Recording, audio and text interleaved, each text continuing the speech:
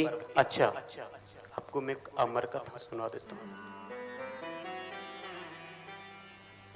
तो जहां एक ऐसे स्थान पर भोलेनाथ बैठे हैं कैलाश पर, जहां पर कोई भी जीव नहीं है, हर तरफ देखते हैं तो कोई भी नहीं। भोलेनाथ कथा प्रारंभ करते हैं और पार्वती से बोलते हैं कि मैं कथा तो सुनाऊंगा लेकिन आप हुंकारे जरूर भरना, ताकि मेरे को पता लगे कि आप सुन रहे हो। कई बार हमारे बुजुर्ग लोग जब हमें रात को कहानियां सुनाते हैं ना, बोलते हैं बेटा हुंकारे भरना, ताकि मेरे को पता रहेगा कि तू जग रहा है और सुन भी रहा है, और यदि सो गए तो मैं किसको सुनाऊंगा भला। तो पार्वती जी ने बोला ठीक है भोलेनाथ। अब तो भोलेनाथ कथा सुना रहे हैं।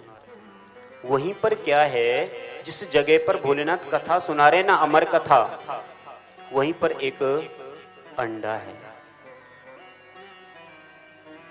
तोतनी का अंडा है, तोते के बच्चे का अंडा है वहीं पर। प्रथम दिवस की कथा हुई तो अंडे में पहले कुछ नहीं, लेकिन उसके अंदर जीव प्रकट होता है। दूसरे दिन की कथा हुई तो उसमें प्राण, धीरे धीरे हूं हूं हूं हूं की आवाज हो रही है। जैसे ही कथा पूर्ण होती है तो उसमें से तीसरे दिवस चौथे दिवस की कथा पूर्ण हुई तो सुख का बच्चा भी उसमें से निकलता है। वही अब पार्वती तो क्या होता है, सो जाती हैं, और जैसे ही पार्वती सो जाती हैं तो देखा सुखदेव के बच्चे ने, तोते के बच्चे ने देखा तो कि माता तो सो गई, अब यदि हुंकारे नहीं भरूंगा, मैं ही भर लेता हूं, नहीं तो भोलेनाथ सुनाएंगे ही नहीं। तो जैसे ही पार्वती सोई हैं, तोते का बच्चा है वही हूं हूं हूं आवाज देता है। तो जैसे ही कथा पूर्ण होती है, भोलेनाथ ने जयकारा लगाया, बोल भागवत महापुराण की जय, कृष्ण कन्हैया लाल की जय। एकदम से पार्वती की निंद्रा खुली कि भोलेनाथ क्या हुआ, हम कहां पर चल रहे थे, अच्छा उसके बाद में क्या हुआ। भोलेनाथ बोले पार्वती क्यों, आपने सुनी नहीं।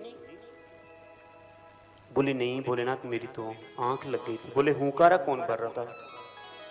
तो देखा चारों तरफ सुख का बच्चा जो है अब तो डर गया, पीछे बैठा है ना भोलेनाथ के। तो जैसे ही भोलेनाथ ने सुख के बच्चे को देखा तो त्रिशूल उठाया कि कभी भी कथा इत्यादि सुनना चाहिए तो आगे बैठ कर के सुनना चाहिए, पीछे से बैठ कर के नहीं सुनी जाती है, क्योंकि वो तो चोरी हो गई एक तरीके से। तो बोले आपने चोरी की है। जैसे भोलेनाथ त्रिशूल लेकर के उसके पीछे, अब सुख का बच्चा आगे आगे, भोलेनाथ पीछे पीछे जाकर के उड़ता उड़ता उड़ता उड़ता कैलाश पर्वत से नीचे उतरा है। तो बद्रिकाश्रम, जहां पर व्यास नंदन की पत्नी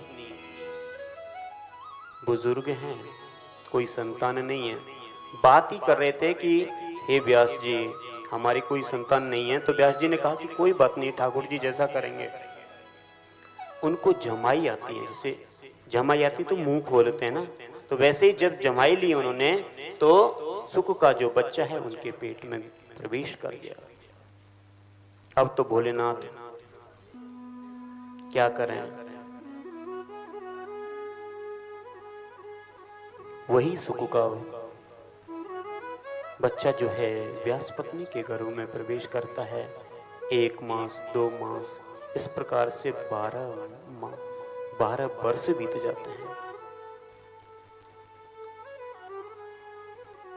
वही सुखदेव जी हैं